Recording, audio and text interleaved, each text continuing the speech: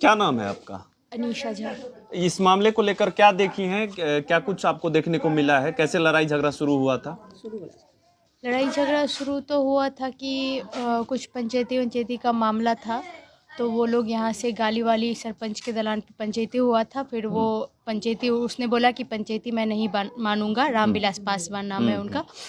फिर यहाँ से वो गाली देते हुए गया था पूरे ब्राह्मण समाज को कि मैं ये कर दूंगा वो कर दूंगा। फिर वहाँ पे उसके घर के पास जाके मेरे पापा को गाली दे रहा था नाम लेके।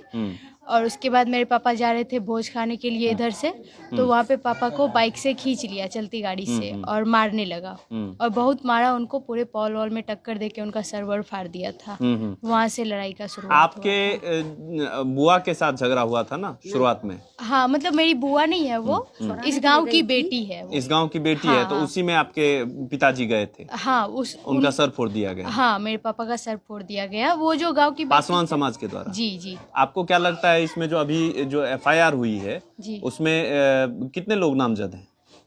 एफआईआर में 70 आदमी का नाम दिया गया है। तो क्या आपको लग रहा है कि इसमें ऐसे लोगों का नाम दे दिया गया जो इस मामले से उनका कोई लेना देना नहीं है? हाँ, कुछ लोग तो गांव में है ही नहीं, जिनका नाम दिया गया है वो गांव में है भी नहीं ऑलरेडी। वो गांव में नहीं है जी। और कुछ ऐसे नाम बता सकती हैं जो गांव में नहीं है और उनका एफआईआर में नाम है?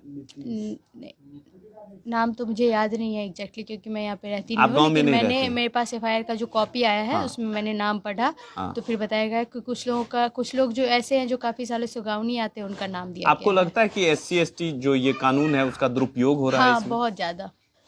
वो लोग खुद ही बोलते हैं कि मेरा सरकार है, मेरा जातिवाद है, मैं कर दूंगा, तुम लोग कुछ नहीं कर पाओगे, ये वो खुद ही वो लोग बोलते हैं। ब्राह्मण समाज को टारगेट किया गया और इस वजह से मतलब एक सामुदायिक ये लड़ाई झगड़ा बनाया गया जानबूझ के।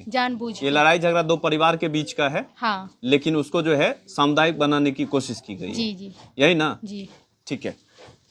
क्या कहना है आपका इस मामले को लेकर कि जो ब्राह्मण समाज के लोग जिन पर जो है एफआईआर हुआ है, ऐसे जो लोग जिन पर केस हुआ है उनमें से कई लोग जो है बाहर भी रह रहे हैं क्या?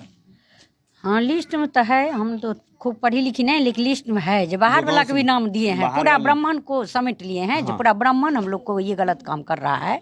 तो मामला लेकिन उस तरह का आपको लग रहा है? नहीं, वो लोग को क्या करेगा उतना ब्राह्मण? मामला दो परिवार के बीच? हाँ, दो परिवार, सिर्फ वही का था झंझट, वो हेमंत वाला जो है ना मेटल, वही का झंझट है। क्या था मामला?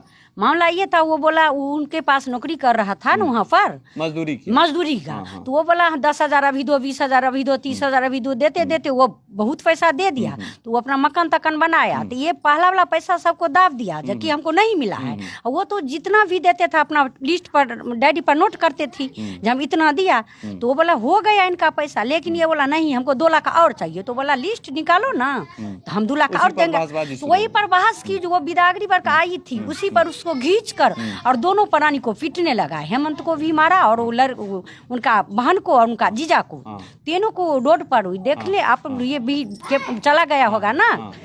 उसके बाद यहाँ पर आया सरपंच साहब के पास, तो सरपंच साहब नहीं थे, तो मेरा हस्बैंड थे। तो वो बोले जब अभी सरपंच साहब नहीं है, तुम लोग जाओ, आएगा तो होगा इसका।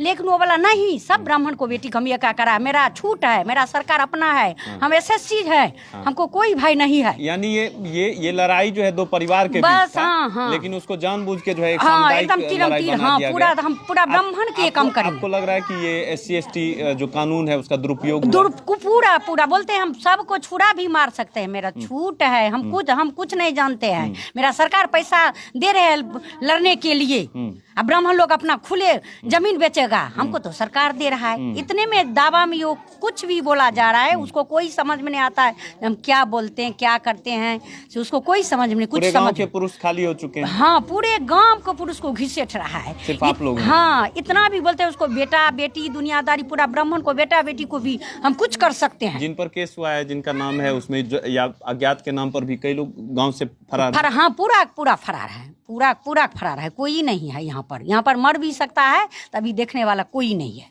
यहाँ पर। हेरनगर चौक पर में मेरे हस्बैंड दुकान कर रहा था। वो दुकान के जो बोला कि ये क्या नाम है, कैलाश पासवान का भातीज है, कैलाश पासवान का भातीज है।